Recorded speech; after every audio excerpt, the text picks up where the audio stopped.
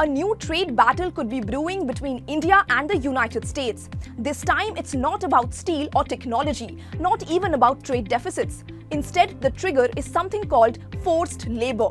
The Trump administration is considering fresh tariffs on imports from around 60 countries, including India. If approved, Indian exports could face an additional tariff of up to 12.5%. So why is this happening? Let's explain. Hi, I'm Nupur and you're watching Control Z on News 9. Here we try to rewind the context, not just the news. Because context ke bina news sirf noise hai. Let's begin. The controversy revolves around a US trade law called Section 301 of the Trade Act of 1974.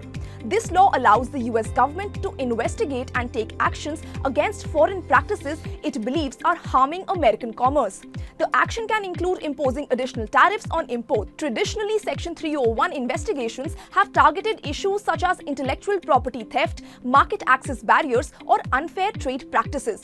But this time, the focus is different. The US Trade Representative or USTR has accused dozens of countries of not doing enough to prevent goods made with forced labor from entering global supply chains. Following a month-long investigation, the USTR proposed new tariffs ranging from 10 to 12.5% on imports from countries it says have failed to adequately address the issue. India is among the countries facing the higher 12.5% rate. Now here's where things get interesting. The United States is currently conducting public hearings before making a final decision. These hearings began this week and involve governments, businesses and trade groups presenting their arguments. India has strongly objected. In its submission, New Delhi argued that the proposed tariffs are not supported by sufficient evidence and that India already prohibits forced labor under its legal framework. India has urged Washington to terminate the investigation and reconsider the tariff proposal. The Indian government has also indicated that it remains open to dialogue with the US to address any concerns. But why is this becoming such a big deal today? Because the proposal comes at a sensitive moment in US trade policy. Earlier this year, several Trump-era tariffs faced legal challenges in US courts. After some of those measures ran into legal trouble, the administration began looking at alternative routes to maintain trade pressure on foreign countries. Section 301 has emerged as one of those tools. In other words, this isn't just about labor standards. It's also part of a broader effort to reshape America's trade relationship and maintain leverage over trading partners. So what could be the impact on India?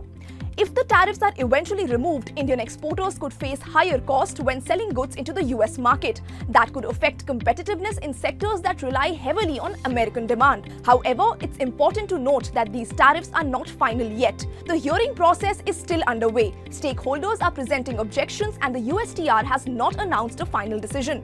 The bigger question is what this means for India-US trade ties. The two countries have been trying to deepen economic cooperation and negotiate trade understandings in several sectors. A fresh tariff dispute could complicate those efforts, especially if India views the move as unfair or politically motivated.